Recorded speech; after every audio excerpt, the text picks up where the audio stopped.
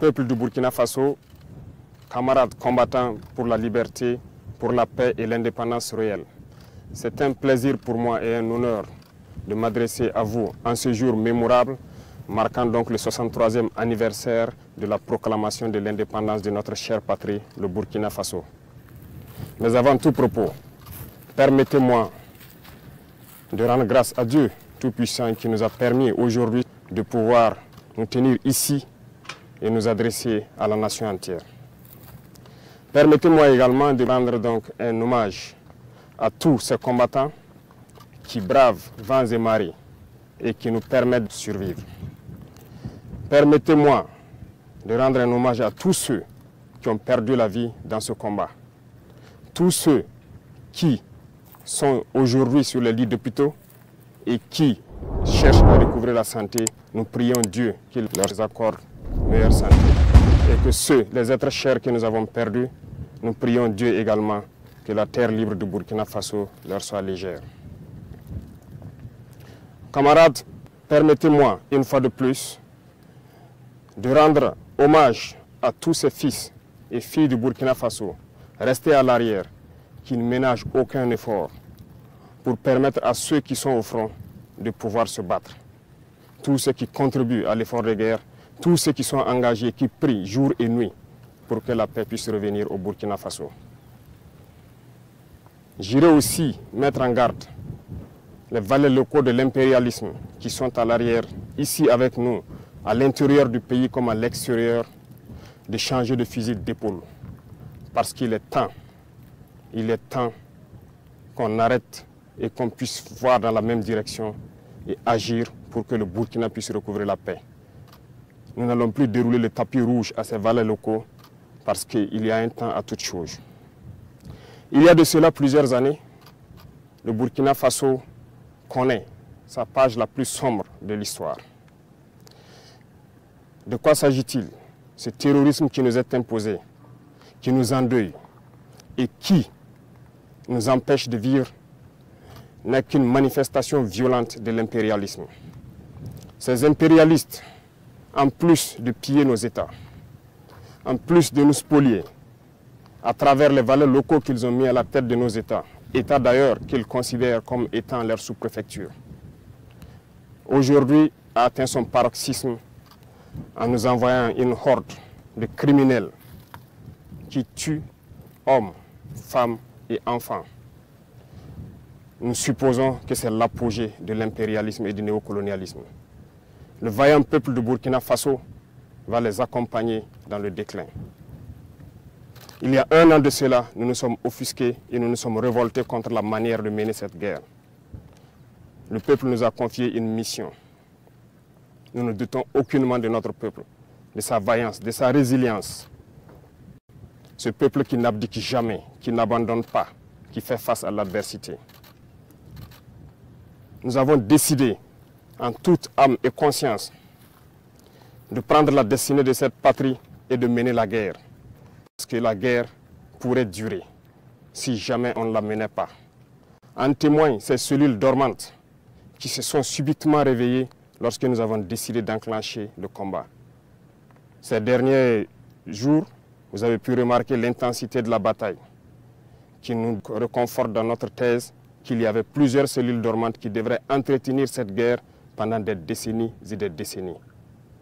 En engageant cette bataille, nous avons fait appel aux fils et aux filles de la nation. Nous ne doutions point. Les gens ont répondu présent. Plus que ce que nous estimons, et aujourd'hui encore plus, les gens sont déterminés à s'engager pour la bataille. Nous remercions ce vaillant peuple d'avoir compris ce message. En plus de cela, nous avons souhaité à ce que le peuple finance sa propre guerre. Ce qui a été compris. Aujourd'hui, les gens soutiennent, appuient les forces combattantes comme ils peuvent. Beaucoup de choses sont faites, mais nous allons encore demander encore plus de sacrifices. Merci à ce peuple qui a compris que la seule manière d'y arriver, c'est de faire sa propre guerre une bonne fois pour toutes. En venant donc à la tête de l'État, nous avons trouvé une armée en sous-effectif, mal équipée, mal organisée, peut-être mal entraînée. Il s'agit pour nous, dans un premier temps, de faire appel rapidement aux VDP qui ont répondu et aussi de les équiper, ce qui ne fut pas une tâche facile. Dieu merci, nous y sommes arrivés à équiper tous ceux que nous avons pu recruter. Au sein de l'armée, déjà pour l'année 2023, l'armée de terre a recruté plus de 11 000 hommes. 5 000 autres sont en phase d'être recrutés dans les jours à venir. S'agissant de la réorganisation, très vite nous avons compris qu'il nous fallait des unités organiques. Ce qui a conduit donc à créer, dans un premier temps, 6 bataillons d'intervention rapide. Et ensuite, 6 autres bataillons d'intervention rapide ont rejoint les différents groupements de forces. Aujourd'hui, 7 bataillons d'intervention rapide sont prêts. Certains ont commencé leur déploiement et d'autres vont se poursuivre dans les 2-3 semaines à venir. 5 autres bataillons sont en constitution et en formation pour renforcer les rangs de ce bataillon d'intervention rapide. 2 bataillons d'intervention aéroportée ont été créés. Un est déployé dans la zone de Boromo, l'autre sera déployé dans les jours à venir dans la zone de Koudougou. Du côté des forces de sécurité intérieure aussi, beaucoup d'efforts ont été faits. En ce sens que, pour le cas de la police par exemple, nous avons réorganisé les forces pour les constituer en groupement d'unités d'intervention qui sont aux côtés donc des forces armées pour mener le combat. 12 GOUMI ont été créés dans ce sens et d'autres sont en phase d'être créés. Au sein de la gendarmerie, nous avons renforcé les effectifs par le recrutement d'environ 3 000 auxiliaires. Une première phase est terminée, l'autre est en formation. De même que dans les rangs des eaux et forêts, nous avons spécialisé une bonne partie pour former une unité qui pourra agir dans les forêts, qui est aujourd'hui prête. Et cette unité est en train de s'engager également. Toutes les autres forces de sécurité intérieure ont pu être dotées en équipement tel qu'ils n'en ont jamais connu de leur histoire. Mais ce n'est que le début, parce que nous continuerons à les équiper et à monter en puissance. Du côté de l'armée de l'air, il a fallu à un moment donné revoir donc notre potentiel aérien. Aujourd'hui, nous pouvons dire fièrement que le Burkina Faso est doté d'appareils de dernière génération qui nous permettent de scruter donc notre territoire à partir des cieux, ce qui nous permet d'engranger un certain nombre de résultats. Les terroristes peuvent aujourd'hui se déplacer d'un point A à un point B, peut-être mener des attaques, mais ne repartiront pas sains et saufs parce que nous les suivons, nous les traquons jusque dans leur dernière demeure. Il est encore temps pour ceux-là qui ont été trompés, qui se sont engagés dans cette bataille, de déposer les armes. Parce que viendra un moment où il ne sera plus possible de déposer les armes. Tous ces bataillons qui sont en train de se déployer, du matériel est encore en cours de route dans les 2-3 semaines à venir. Et lorsque tout cela sera réuni et que tous ces bataillons auront rejoint leur emplacement, cette phase de développement de la guerre tant attendue, les choses sérieuses pourront commencer. Je lance encore un appel à ces égarés qu'il est encore temps de déposer les armes. Parce que viendra un moment, on le répète encore, il ne sera plus possible. Le Burkina Faso a décidé de se battre et nous nous battrons jusqu'à la victoire finale. Pour l'équipement, nous avons fait beaucoup d'efforts avec donc la compréhension de ce peuple qui a accepté de se sacrifier. Aujourd'hui, les unités sont équipées et ça continue de s'accroître parce que nous voulons d'une armée professionnelle, une armée qui va défendre le Burkina Faso à l'intérieur de ses frontières, même au-delà, mais pour l'intérêt du peuple burkinabé. Les efforts continuent et nous allons continuer à renforcer les rangs pour que plus jamais ces situations sombres que nous avons connues ne puissent survenir à l'avenir avec nos enfants, nos petits-enfants. Pour accompagner tout cela, il a fallu aussi, du côté de la santé, augmenter donc les capacités de nos plateaux techniques des différents hôpitaux et de certains CMA qui appuient les forces de défense et de sécurité lorsqu'il y a des évacuations de blessés. Ça nous a permis d'acquérir un certain nombre d'appareillages et aussi l'ambition pour nous, c'est de construire des hôpitaux modernes pour permettre à nos infirmiers, à nos médecins d'exprimer tout leur potentiel. Ce processus est en cours, ce qui nous a permis de pouvoir contracter donc l'hôpital de Gawa et c'est ce modèle d'hôpital que nous voulons dans chaque région et qu'on puisse permettre à nos vaillants soignants d'exprimer tout leur potentiel, tout leur savoir. Aussi dans ce volet de santé, cette épidémie de la dengue. Épidémie de la dengue qui a fait beaucoup de victimes dans nos rangs. Beaucoup ont perdu des êtres chers. Toutes nos condoléances aux familles qui ont été touchées par cette épidémie. Mais cela nous rappelle quelque chose. Nous devons revoir notre plan de salubrité et d'assainissement. Ce qui a été lancé il y a quelques jours de cela, l'initiative présidentielle pour le développement communautaire, prendra en compte ce volet. Et j'invite donc toutes les populations à se mobiliser pour que nous puissions assainir notre milieu. Dans le domaine de l'agriculture, nous avons décidé de nous fixer une mission d'atteindre l'autosuffisance alimentaire. En 2024, c'est un défi. Pour 2023, nous avons lancé l'initiative présidentielle donc, pour l'autosuffisance alimentaire et la souveraineté alimentaire.